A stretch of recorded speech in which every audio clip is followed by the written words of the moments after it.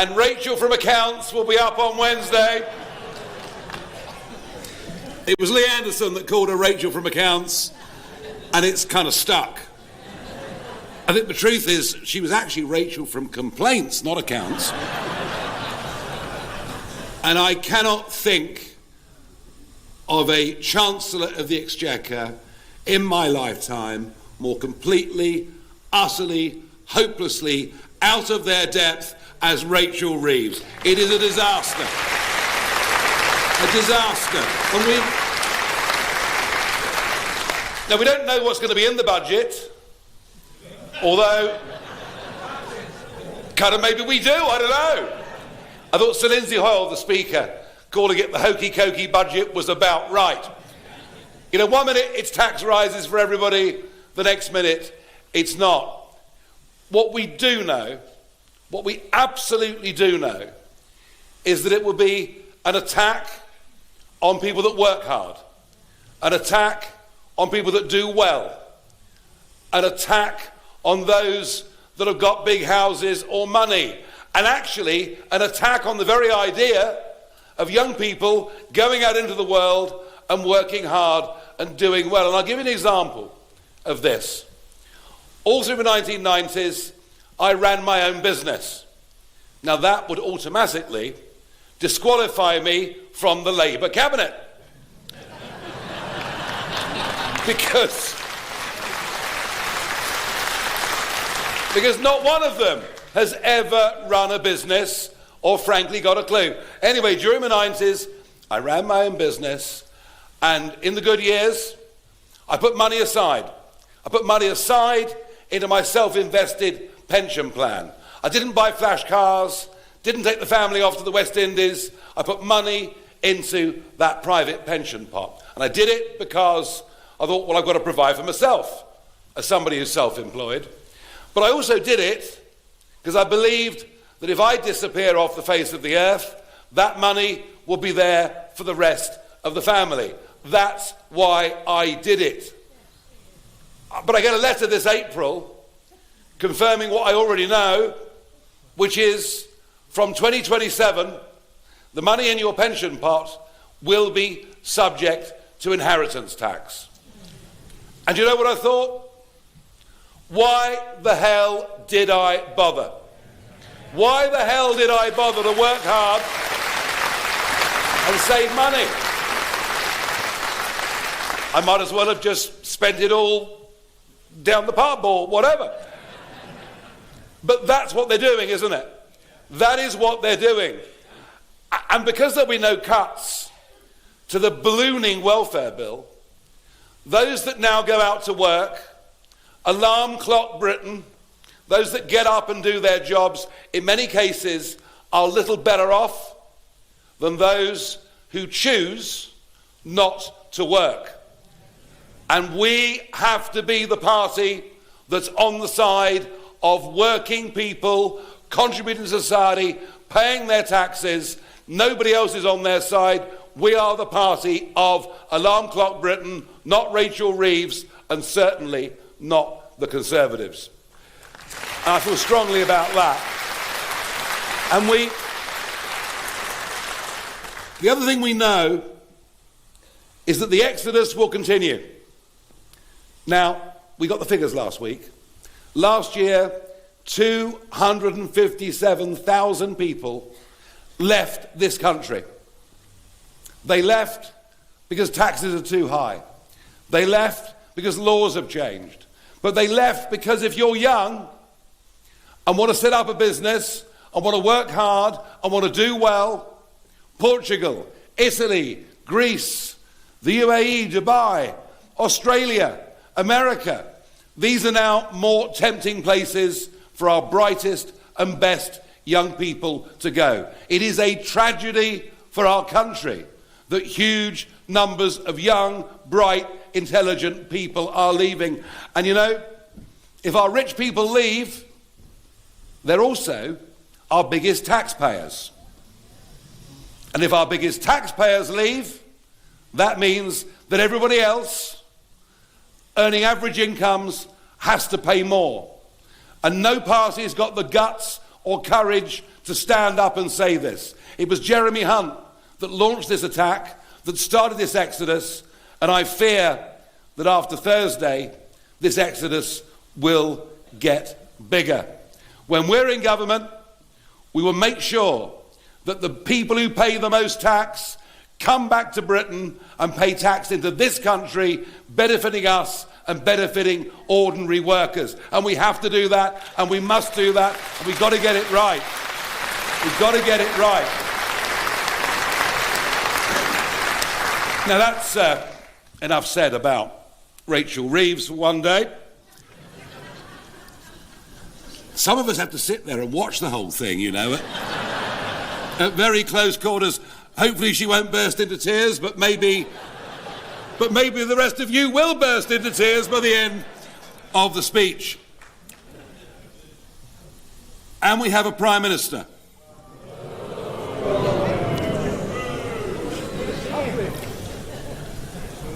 who seems to be now obsessed with me. No, not in that way, I promise you. Every Prime Minister's questions, all he can do is hurl abuse. And this is because never before has a government with a big majority collapsed in public opinion and public trust as quickly as Starmer's government. He doesn't believe in a single thing. He's a man without principles. He is not a leader. He is bad for Britain. But the good news is he won't be long for the job.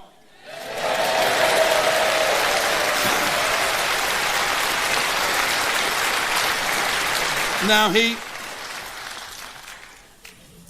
makes me laugh, actually. The weakest Prime Minister that I can think of in my lifetime now calls me spineless.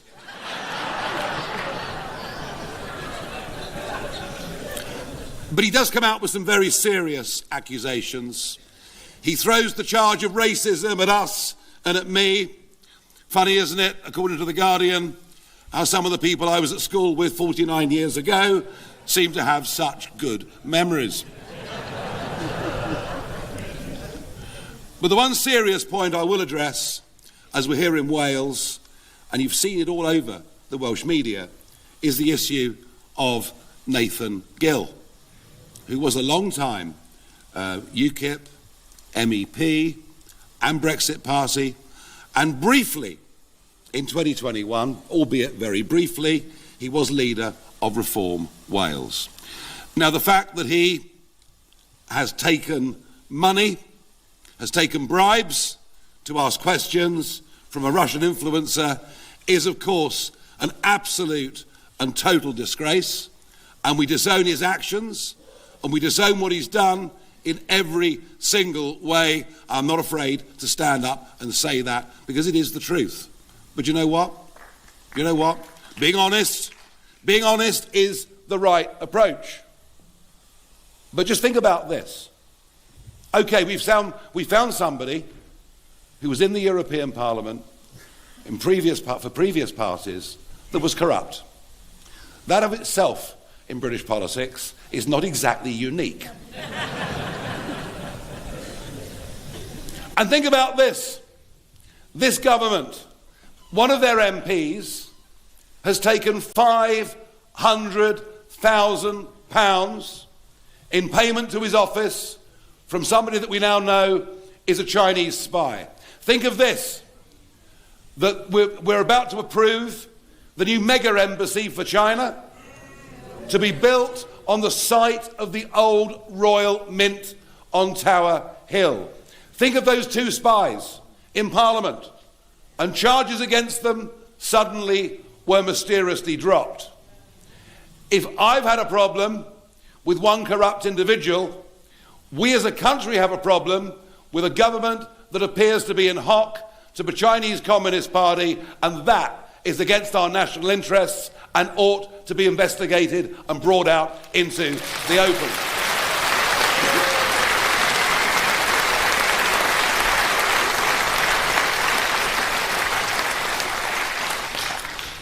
And then we've got the Conservative Party. Do you remember them? They used to be rather popular here in North Wales, but of course their record in government, and particularly after 2019, when in post-Brexit Britain there was so much optimism, but Boris failed us in every single way. In fact, if you think about the state of the British economy, the highest taxes since the end of World War II, open door mass migration, 4 million people came during the time that Boris Johnson was Prime Minister, despite all the promises to reduce the numbers. The boats crossing the English Channel. Well, don't say they weren't warned, because I was going out there in 2020 again and again, warning about what was happening,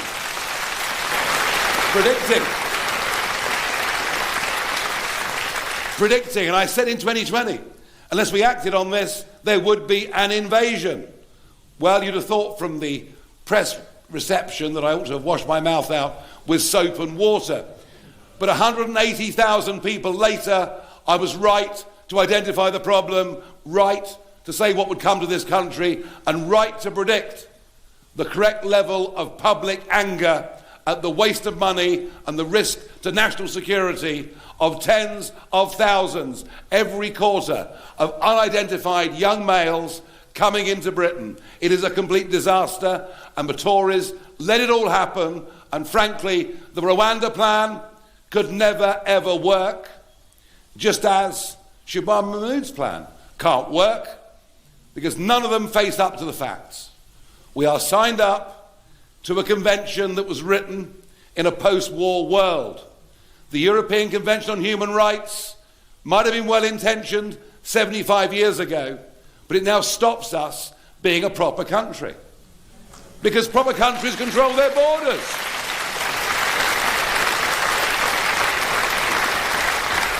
So there was a long list of Tory failures, and I think public trust in them has evaporated, and I don't see it coming back at all. I think their 200-year journey has come to an end, and I believe that we now, in Wales and across the rest of the United Kingdom, we have now replaced the Conservative Party. We are the force of opposition against the Labour government in Westminster and Cardiff. We are the opposition now.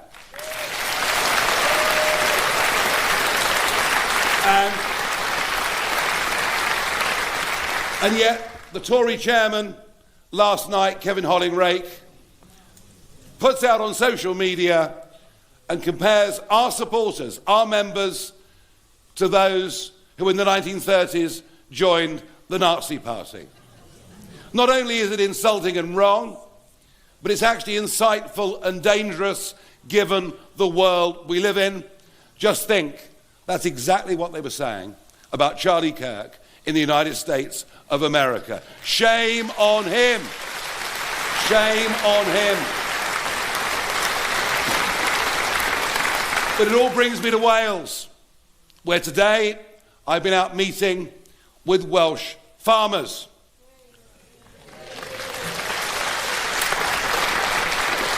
Not only threaten these family farms, run for generations in many cases, and maintaining our amazing countryside, and threatened not just with Rachel Reeves's punitive inheritance tax, but now, and this has happened, hasn't it? Anything national government can get wrong, the Labour Party in Cardiff can always make worse. And they do it with everything.